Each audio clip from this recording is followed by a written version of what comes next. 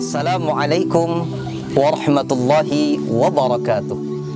Alhamdulillahilladzi amarna an nuqimal ijtima' wal ittihad wa tawadduda bainal ibad wa nahana 'anit tafarruqi wa tabaghudi wal ibti'ad. Allahumma salli wa sallim ala sayyidina Muhammad alladzi arsyadana ila sabilir rasyad wa ala alihi wa ashabihi al-muti'in al-mu'tamidin bi syari'atihi haqqal i'timad. Amma ba'd. Dan sanak sabarataan yang selalu ada di sini.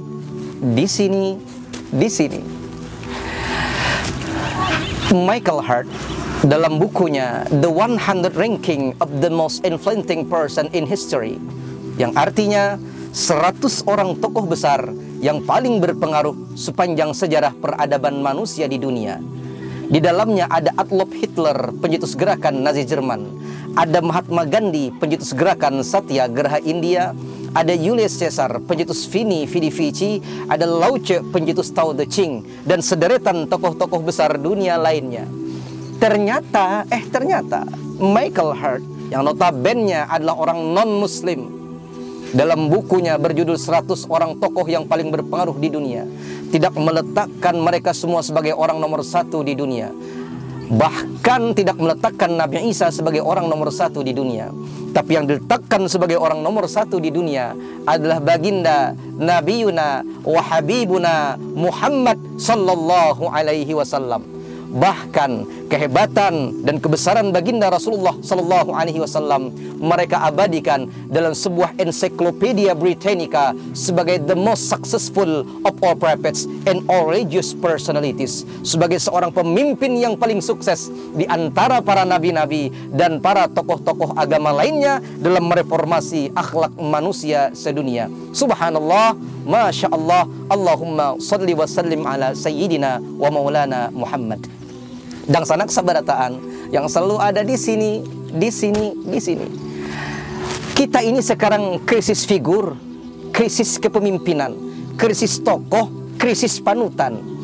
Maka Rasulullah sallallahu alaihi wasallam yang digambarkan oleh Allah, laqad kana lakum fi Rasulillahi uswatun hasanah. Sungguh pada diri Rasulullah ada suri tauladan yang baik untuk kalian ikuti. Ketika artis tampil, semuanya ikut dan heboh. Ketika artis yang ditampilkan, semuanya tahu siapa namanya, bahkan alamat rumahnya. Tapi ketika dibicarakan tentang sosok baginda Rasulullah sallallahu alaihi wasallam, berapa banyak anak-anak kita yang tidak mengenal dengan baginda Rasulullah sallallahu alaihi wasallam. Maka kita rindu, kita kangen, kita ingin punya sosok pemimpin seperti baginda Rasulullah sallallahu alaihi wasallam. Takkan mungkin ada seperti baginda Rasulullah, maka minimal kita mengetahui bagaimana akhlak Rasulullah, dan mudah-mudahan pemimpin-pemimpin kita bisa mencontoh dan mengikuti bagaimanakah akhlak baginda Rasulullah sallallahu alaihi wasallam, dan mudah-mudahan ini semua bisa menjadikan kita sebagai umat Islam memilih pemimpin dengan karakter yang mirip dengan baginda Rasulullah sallallahu alaihi wasallam. Bagaimanakah itu?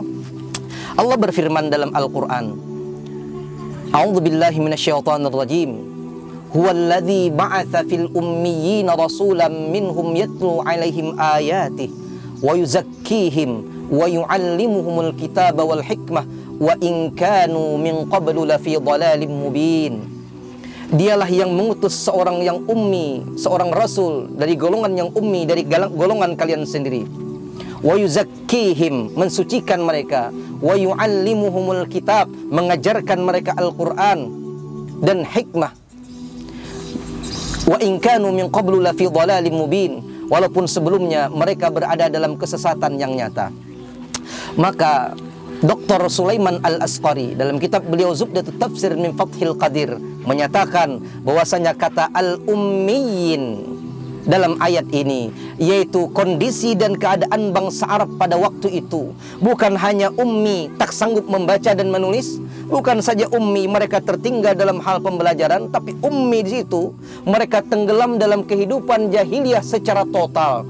Dalam bidang pemerintahan, mereka mengedepankan nepotisme golongan. Dalam hal kemasyarakatan, mereka suka mabuk-mabukan. Dalam hal kepemimpinan dan pemerintahan, dalam hal kehidupan bermasyarakat, mereka timbullah law of jungle to be politely of people, ketika hukum rimba menjadi suatu peradaban. Yang kaya memangsa kepada yang lemah, yang kuat menghantam kepada yang lemah, pemerintah menghantam kepada rakyatnya, orang-orang yang kuat menginjak-injak kepada yang lemah, yang kaya membinasakan kepada yang miskin. Hukum rimba timbul.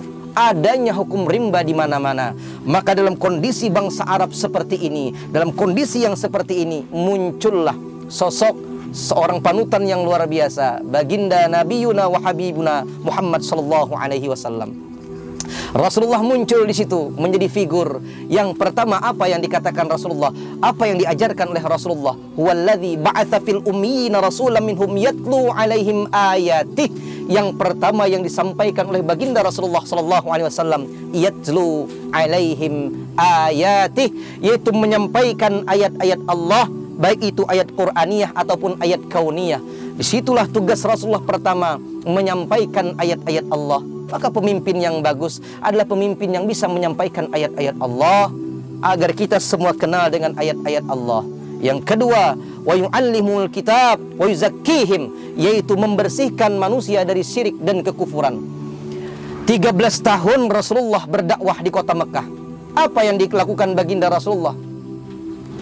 Menghabiskan kekufuran, menghancurkan kemusyrikan, membinasakan yang namanya menyekutukan Allah. 13 tahun Rasulullah berdakwah di kota Mekah. Pondasi yang dibangun adalah iman kepada Allah Subhanahu wa taala. Pondasi yang dibangun adalah ketakwaan kepada Allah. Pondasi yang dibangun adalah tauhid. Karena setiap bangunan, laksana bangunan tanpa pondasi yang kuat, apa yang mau dibangun di atasnya? Ketika pondasi ini kuat, apapun yang dibangun di atasnya akan sanggup. Maka 13 tahun Rasulullah berdakwah di kota Mekah. Tugasnya wa yuzakkihim, membersihkan orang-orang Mekah dari bentuk kemusyrikan dan kekufuran kepada Allah Subhanahu wa taala.